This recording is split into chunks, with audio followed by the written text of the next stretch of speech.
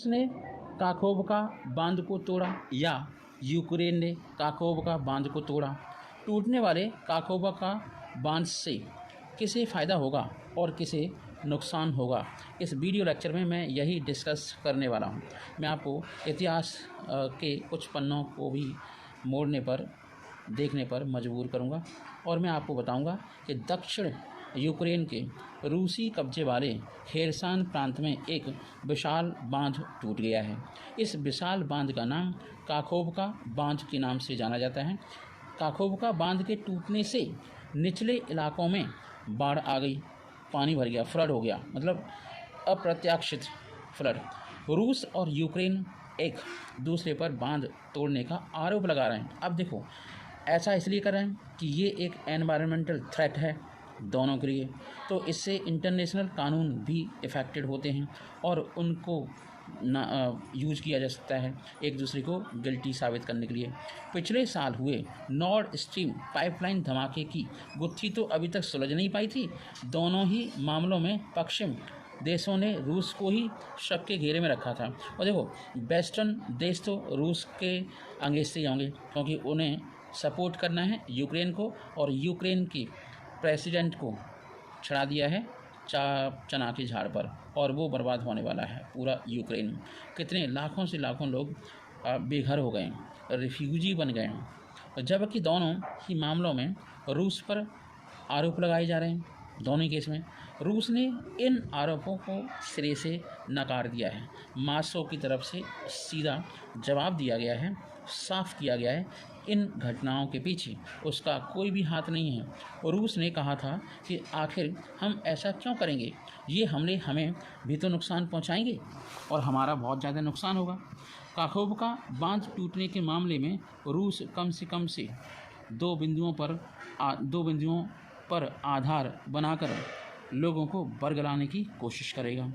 यह कदम उसके हित में बिल्कुल भी नहीं है और वो सारे के सारे इस टाइप की स्ट्रेटेजी या फिर जानकारी उसके लिए तो काफ़ी नुकसानदायक है। पहला, बांध टूटने से नीप्रो नदी के आसपास का इलाका बाढ़ के कारण डूब गया है। इसके चलते मजबूरन रूस को अपने सैनिकों और नागरिकों को खेरसान प्रांत से दूर पूर्व की तरफ निकालना पड़ा। यह खेरसान के निवासियों को थोड़ी राहत भी देगा, लेकिन खेरसान के निवासियों के लिए एक समस्या खड़ी हो गई, जिन्हें अपनी ज़िंदगी रूसी तोपखाने और मिसाइल हमलों के बीच गुजारनी पड़ती थी और पड़ती है आजकल। दूसरा, इससे रूसी कब्जे वाले क्रीमियाई को पानी पहुंचाने वाली व्यवस्था भी प्रभावित हो गई है। क्रीमिया ताज़े पानी के लिए दूर टूटे हुए बांध के करीब मौजूद नहर पर निर्भर रहता है और 2014 में आपको बता दें, क्रीमिया पर रूस ने अवैध कब्जे के बाद दोनों ही देश रूस और यूक्रेन क्रीमिया पर दावा करते हैं कि यह क्षेत्र हमारा है। दावेदारी पेश करने के साथ साथ उनका कुछ न कुछ तो बड़ा लालच है। काकोवका बांध के टूटने का रूस को और यूक्रेन को दोनों को कुछ अपनी अपनी व्यवस्थाएं है ना बदलने पर मजबूर करेगा। अगर हम देखें, ये व्यापक संदर्भ और ख़ास तौर पर यूक्रेन के जवाबी हमले के तौर पर देखने की भी ज़रूरत है।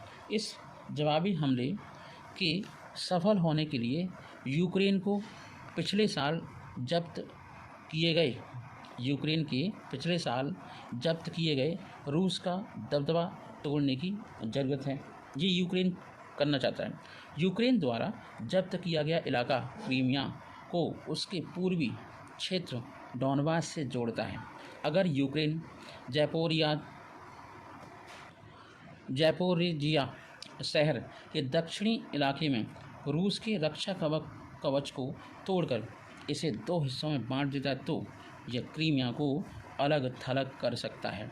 इस कदम से यूक्रेन एक बड़ी रणनीतिक जीत हासिल कर सकता है। लेकिन रूस ने पिछले साल फरवरी में किए आक्रमण के बाद बहुत कुछ सीखा है। उन्होंने नक्शे को देखा और उन जगहों पर काम किया जहां रूस के हमला करने की आशंका सबसे ज़्यादा अधिक है। इसके अलावा रूस ने पिछले साल के कुछ महीनों में अजोब सागर की और यूक्रेन के हमले को रोकने के लिए किलेबंदी भी तैयार की है। हालांकि अभी तक इस बात की पुष्टि नहीं हुई है कि यूक्रेन इस किलेबंदी के पश्चिमी हिस्से में अपनी सेना भेजने की तैयारी कर रहा था या नहीं। कीव में मौजूद हाई कमांड ने अपने पत्ते बिल्कुल नहीं खोले, जिससे रूस अनुमान लगाता रहे। लेकिन अब यह कार्रवाई जिसने भी की वो अधिक समस्याएं खड़ी कर देंगी। नीप्रो नदी पहले से ही काफ़ी फैली हुई है और यूक्रेन के दक्षिण हिस्से तक पहुंचते पहुंचते और विस्तृत हो जाती है। ऐसे में रूसी तोपखाने, मिसाइल और ड्रोन हमलों के बीच यहाँ से बख्तरबंद गाड़ियों को ले जाना काफ़ी खतरा है।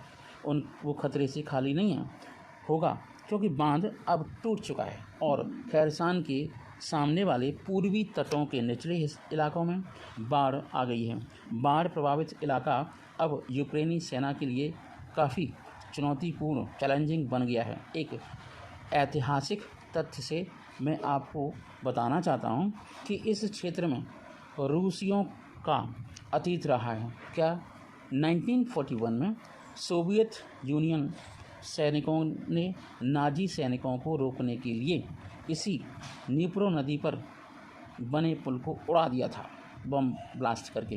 कहा जाता है कि इससे आई बाढ़ में हजारों सोवियत नागरिक भी मारे गए थे। हालांकि अब लब्बो लुआब यही है कि जिसने भी काखोवका बांध को उड़ाया है उसने दक्षिणी यूक्रेन में रणनीतिक बिसात को उलट के रख दिया है। इस घटना में दोनों पक्षों को कई बड़े सुधार करने पड़ेंगे। मजबूरी है उनकी सुधार करने की और संभवतः लंबे समय के लिए जवाबी हमले में यूक्रेन के अगले कदम में देरी हो रही है। जय हिंद, जय भारत।